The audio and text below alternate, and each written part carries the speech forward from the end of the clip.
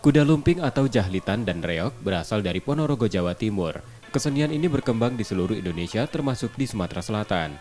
Pemprov Sumatera Selatan menggelar pagelaran seni budaya lomba reog Ponorogo dan kuda lumping di Taman Budaya Sriwijaya Jakabaring.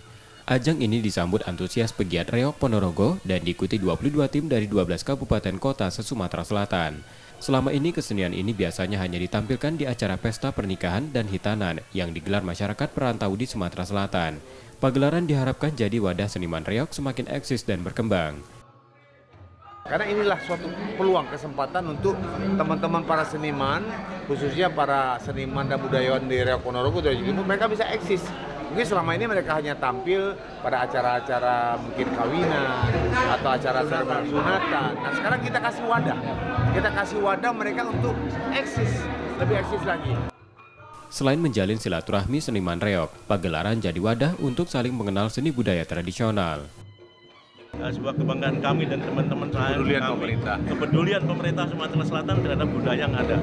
Karena ini juga alat pemersatu bangsa. Dari tempat asalnya kita bawa ke sini, kita ada di sini, di Sumatera Selatan ini kalau bahasa lainnya kalau katakan transmigrasi dulu.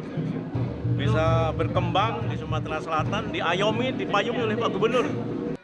Pagelaran juga menjadi pengobat rindu sejumlah perantau di Sumatera Selatan akan tanah kelahirannya.